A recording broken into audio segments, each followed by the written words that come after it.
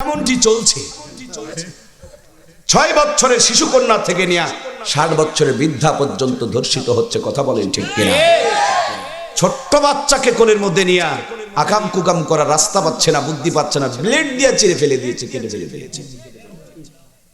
রক্তক্ষরণ হচ্ছে, মরে যাবে, তখন মেরে আবার এখানে ওখানে ছিটাই দেওয়া রাখছে। সেটিং উল্টা পাল্টা হয়ে গেছে প্রিয় ভাইয়া। সেটিংকে ঠিক করে না, আবার শান্তি ফিরে আসবে। কথা বলুন ঠিক কিনা? এই জন্য প্রাণ প্রিয় ভাইয়েরা আমার, ফিরে আসতে হবে কোরআনুল কারীমের কাছে। কিন্তু খেয়াল করে দেখো রে মুসলমান, আমাদের ঘরে দামি দামি সব আসবাব পাওয়া যায়, কিন্তু বাংলার জমিনে বহুত মুসলমান আছে তাদের ঘরের মধ্যে আর কোরআনুল কারীম আর এখন খুঁজে পাওয়া যায়? এখানে বসে আছেন, এখানেই বসে আছেন, এমন অনেক মুসলমান আছে 1 মাসের মধ্যে কোরআনুল কারীমটা ছুঁয়ে দেখে নাই। অনেক মুসলমান আছে 1 বছরের মধ্যে কোরআনুল কারীম স্পর্শ করে নাই।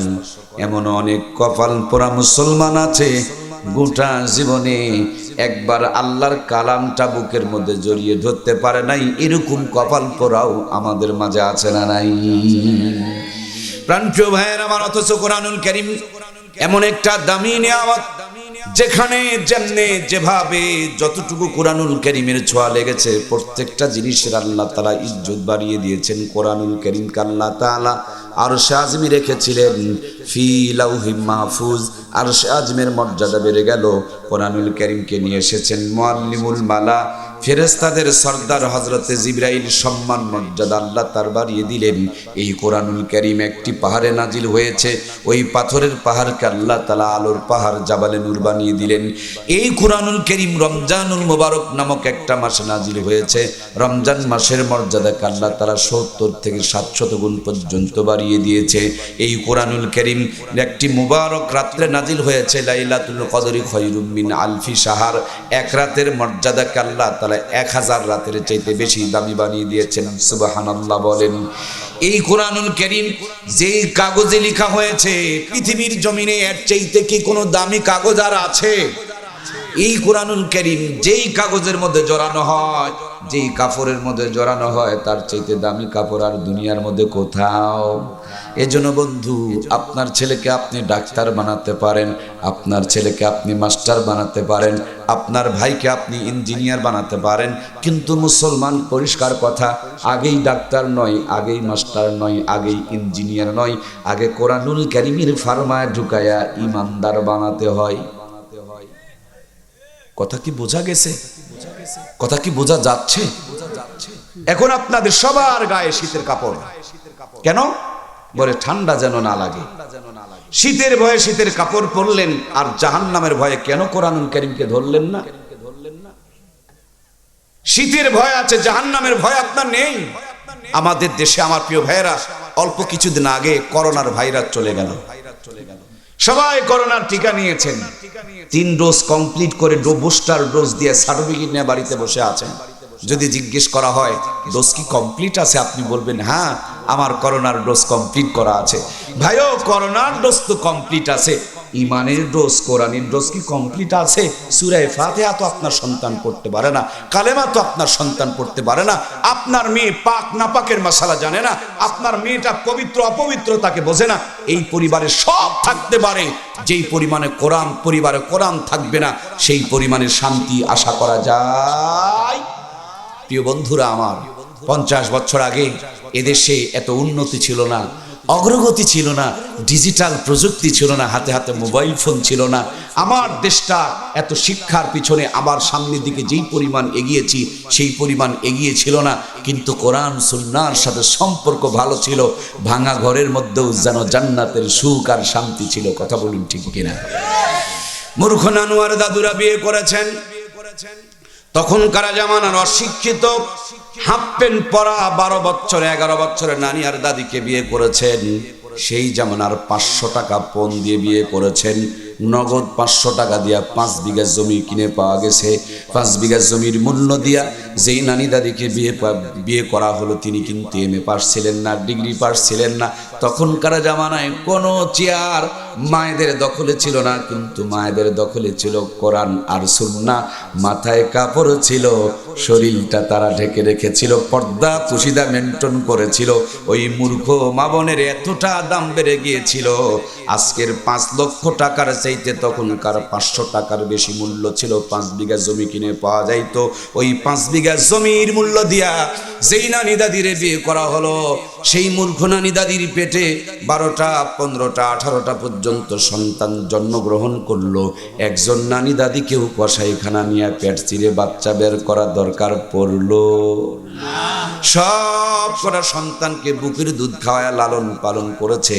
কোটার দুধ তো ছিলই না, গাভীর দুধের দরকার পড়তো না, এমনকি বাচ্চা দুধ খেয়ে শেষ করতে পারতো না, বুকের মধ্যে এক্সট্রা করে কাপড় ব্যবহার করতে হতো। কথা বলুন ঠিক কিনা?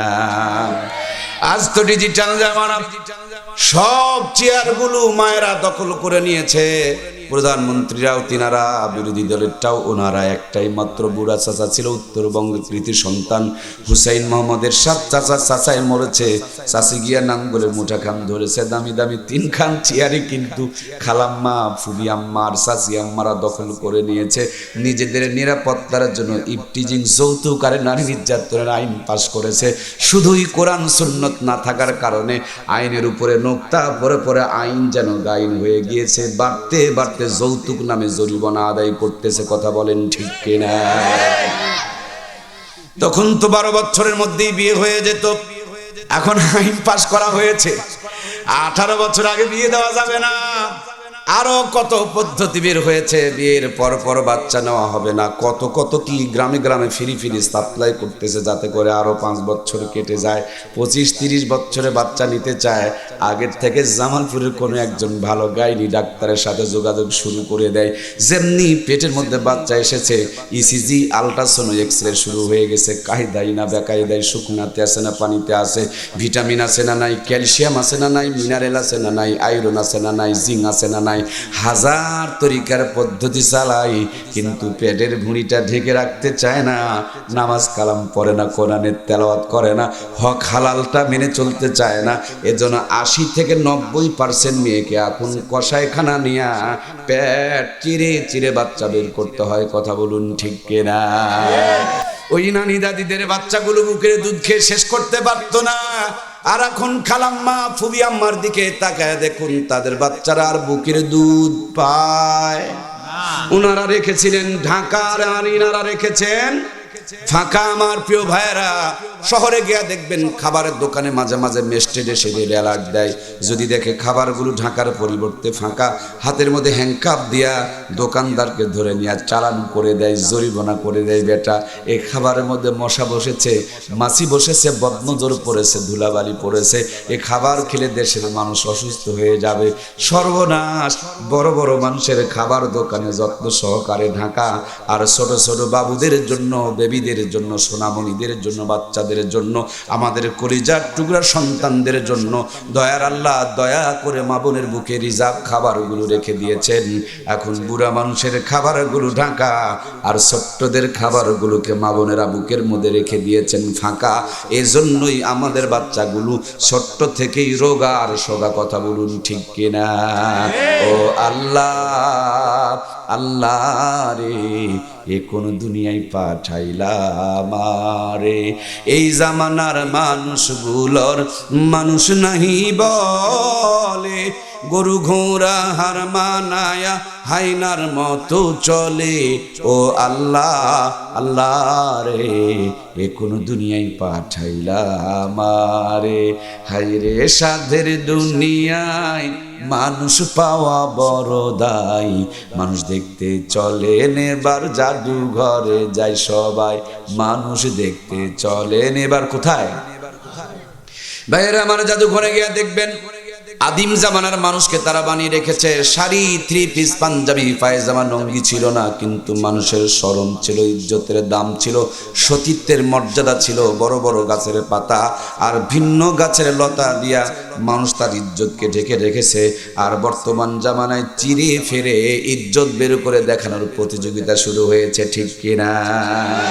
আমার প্রাণপ্রিয় মায়েরা, একটু দিলের কাম দিয়ে কথাগুলো শ্রবণ করবেন। প্রিয় মা, বরাব্বা হযরতে আদমকে আল্লাহ তাআলা বানিয়েছেন জান্নাতের বাহিরে, আর বরাম্মা হাওয়াকে আল্লাহ তার কুদরতি হাত দিয়ে তৈরি করেছেন জান্নাতের ভিতরে।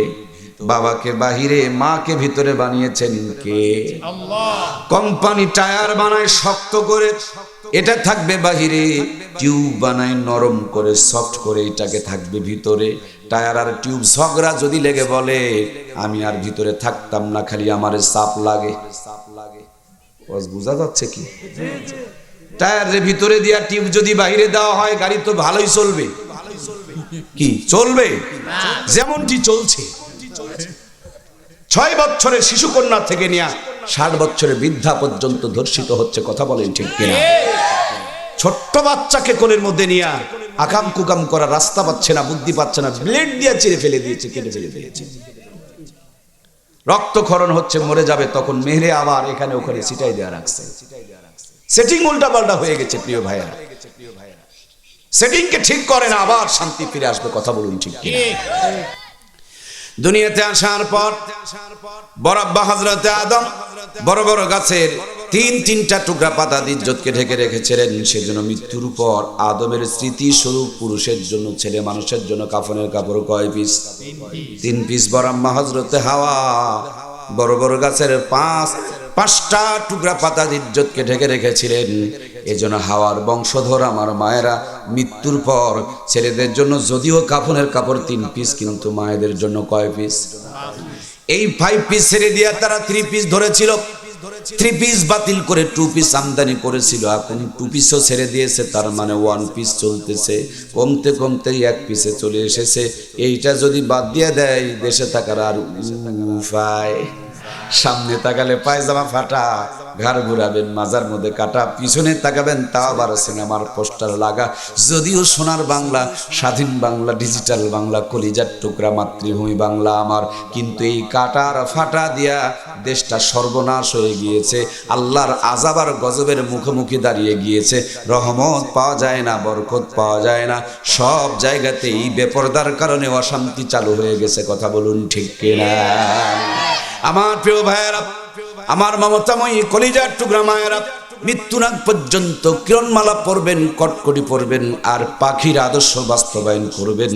যখনই মরে যাবেন কিরণমালা কটকটি পাখিগুলো খুলে থুইয়া সুন্দর করে গোসল দিয়া চকলেট মুড়ির কাফনের 5টা কাপড় পরায়া কবরে যখন মেয়ে মানুষকে নামাই, ভালো করে খেয়াল করে দেখবেন উপরে একটা পর্দা করে চাদর ধরে। কবরে নামাইতে গিয়ে যেন ডিসপ্লেস না হয়, আর যদি ডিসপ্লেস হয়ে যায় তাহলে যেন বেপর্দা হয়ে কবরে না যায়। অথচ এই মেয়েটা যখন কলেজে যায় তখন পর্দার 14 গোষ্ঠীর 12টা বাজিয়ে যায়। ভার্সিটিতে যখন যায় পর্দার 12টা, 13টা, 14টা, 16টা, 18টা পর্যন্ত বের করে দেখায়। অথচ মরার পরে আল্লাহকে ধোঁকা দিয়া ফেরেশতাকে বোকা বানিয়ে মরার পরে ঢেকে ঢুকে পর্দা করে কবরে যায়। এরকম পর্দা করে কবরে গেলে গুতান বসান আরো বেশি হওয়ার সম্ভাবনা আছে না নাই?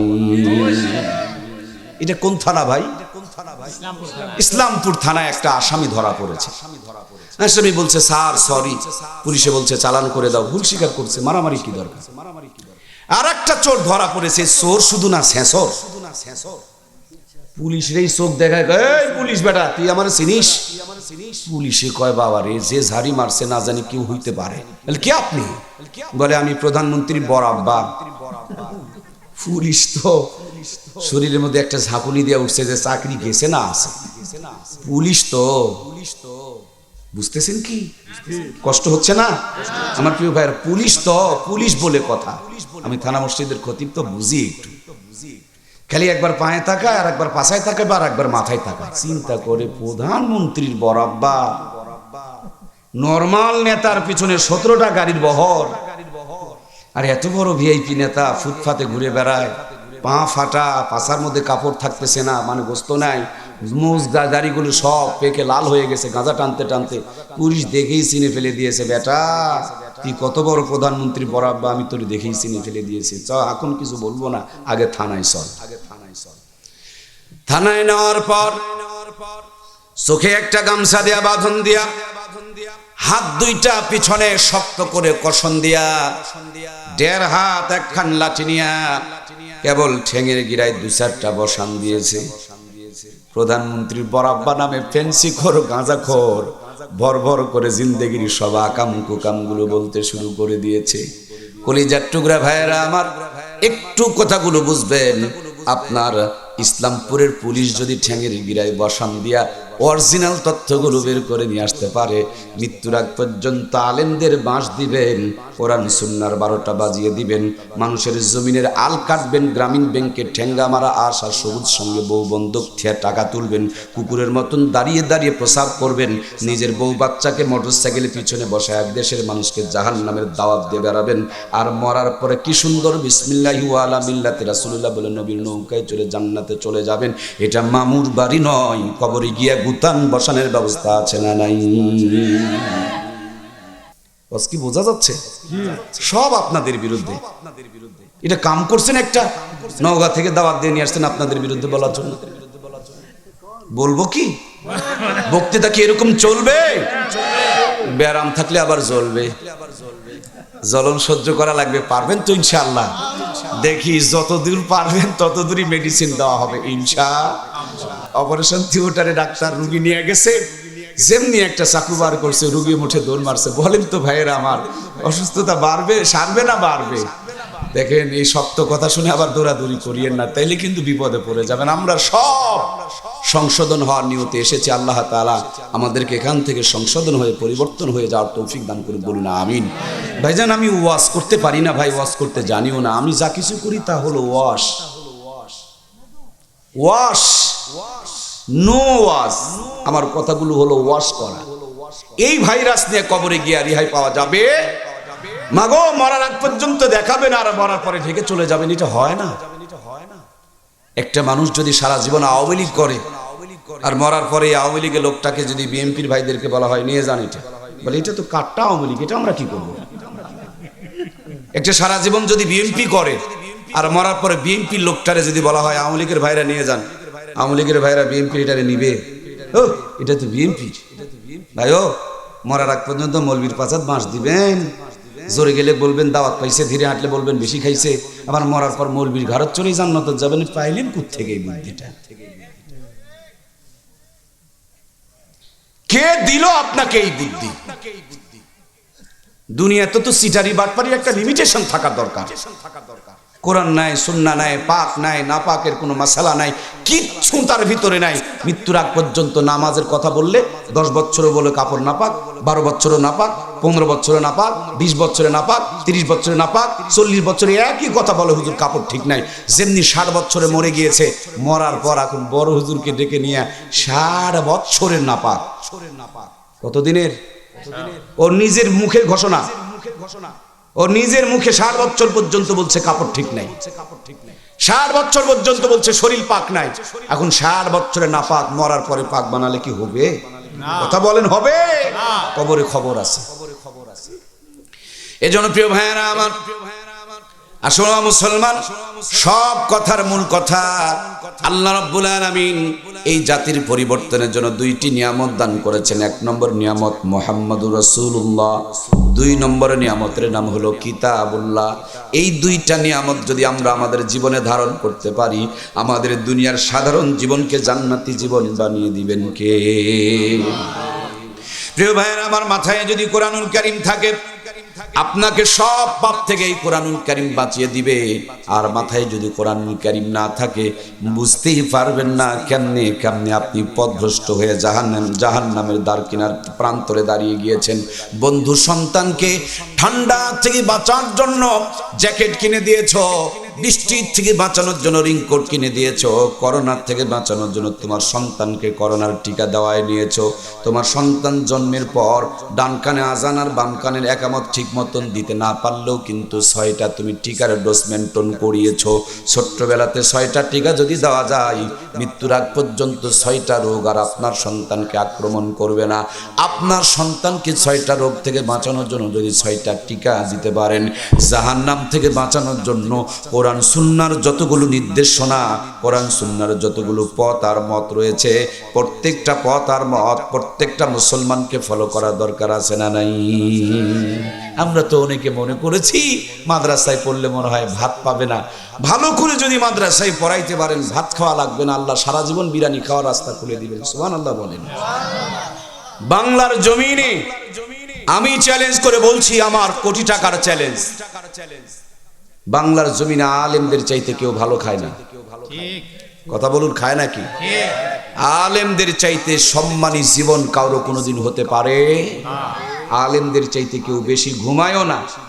আলেমদের চাইতে কারো বাচ্চাও ঘরের উপরে মোটর উপরে হিসাব করলে আলেমদের চাইতে কারো বাচ্চা বেশি পাওয়া যায়। এরা বেশি খায়, এরা বেশি ঘুমায়, এরা বেশি মজা করে, এরা বেশি দিন বাঁচে, এদের হার্ট কিডনি ফুসফুস তুলনামূলকভাবে বেশি দিন সুস্থ থাকে। সুবহানাল্লাহ বলেন।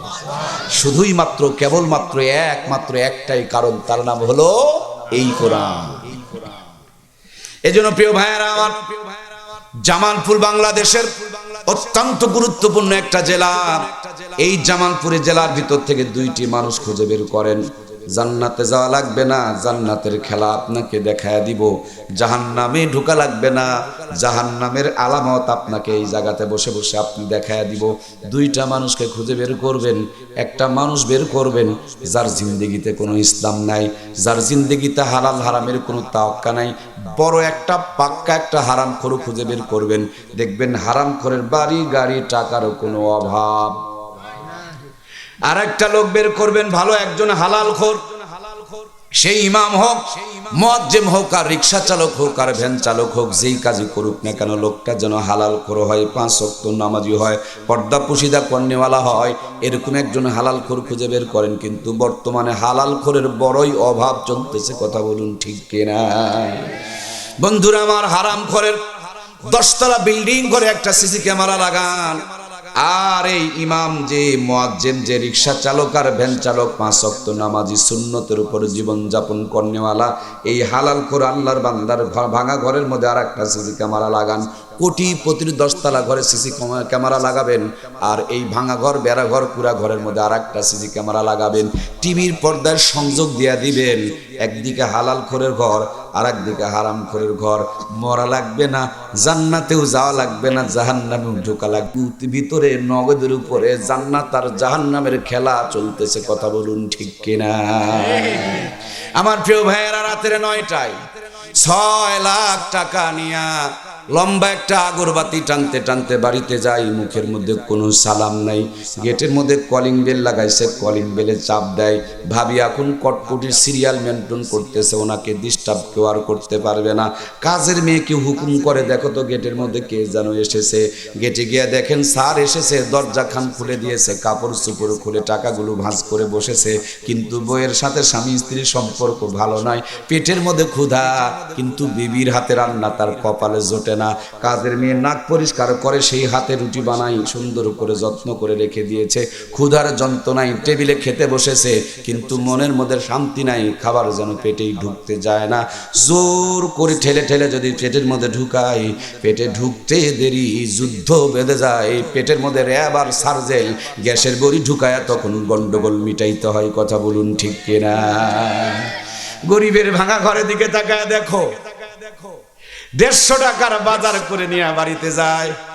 মৃত্যুর আগ পর্যন্ত তার ডায়াবেটিসের সাথে কোনো সাক্ষাৎ, ওই যে হেঁটে হেঁটে বাড়িতে যায়, ডায়াবেটিসের সাথে কোনো সাক্ষাৎ নাই। ভাবি বেচারি নতুন আলু আর সুন্দর করে কয়েক মুষ্টি চাল দিয়া মাটির পাতিলে ঝাল দিয়া ভাত রান্না করছে। গুনগুন গুনগুন করে চুলার মধ্যে আগুন জ্বলতেছে, আর স্বামীর মহাব্বত নিয়া কি সুন্দর করে গান ধরেছে, সে যে কেন এলো না, কিছু ভালো লাগে না, এবার আসুক তারে আমি। স্বামী স্ত্রী আর কি ফাজলামি, এটা সুন্নত, এটা খারাপ কিছু না।